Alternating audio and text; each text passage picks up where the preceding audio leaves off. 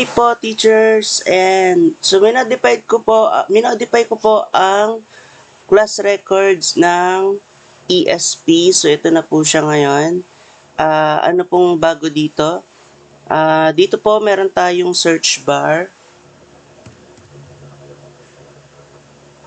Ayan, para madali po nating mahanap yung estudyante, maipakita yung grades ng estudyante.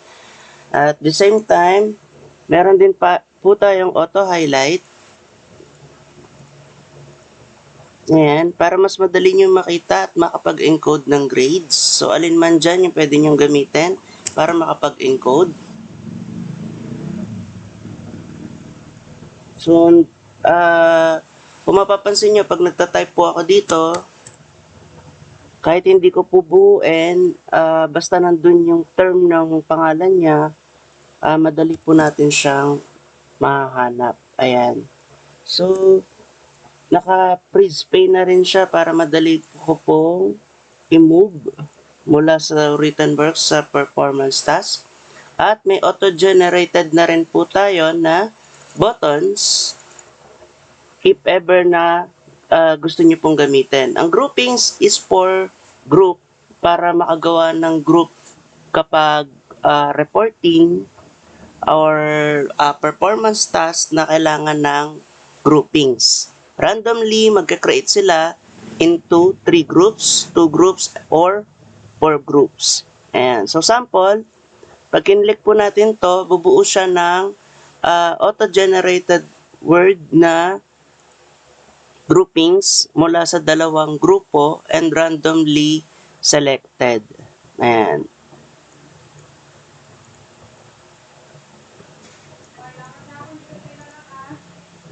Then, yun po yung sample ng group 2, ito yung 4 and 3, ganun din po yung lalabas niyan, pero randomly selected na po.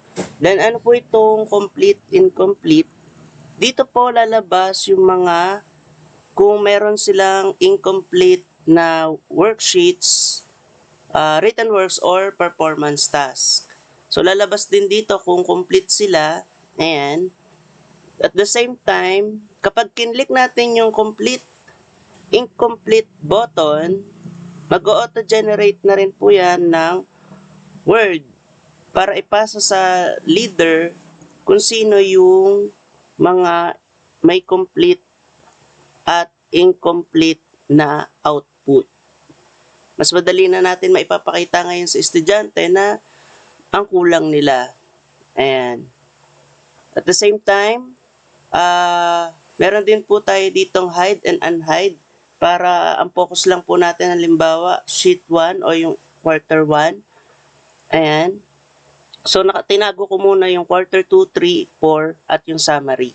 Ayan. So, i-unhide ulit natin. Lalabas po ulit ito. Attendance, kayo na pong bahala kung gusto nyo pong gamitin. Ang attendance ay magbabase sa checklist at saka sa gender. So, dapat laman po yung details ng sex at saka checklist. So, sa checklist, present ka kung naka-check.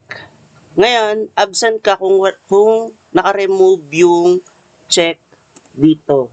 So, double check po natin. Click natin yung attendance.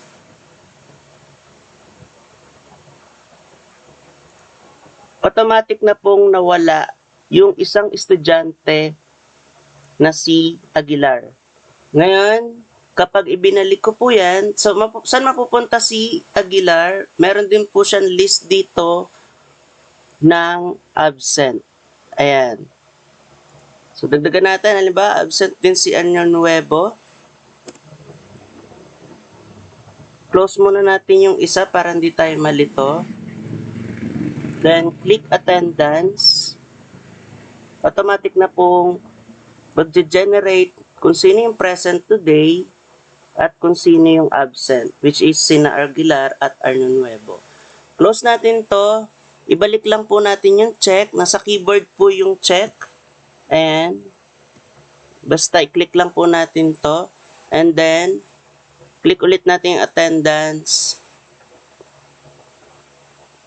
bumalik na po si Aguilar at Anon Nuevo. Sila po ay present na po ulit. Ayan. So, dito lalabas naman sa ilalim kung sino yung mga absent. Ganun lang po, pwede natin isave to. Automatic na rin po yung date at saka time dito. Ayan. Kaya parang hindi na po tayo mahirapan. So, don't save muna natin. Ganun din po, may mga buttons na rin po dito sa second quarter, third, and fourth. At pare-parehas pong automated na rin po. Pare-parehas pong may search bar. And para madali nating mahanap at makapag-encode po ng grades. And lahat din po ito mayroong buttons dito para magamit natin if meron silang incomplete and complete na output. And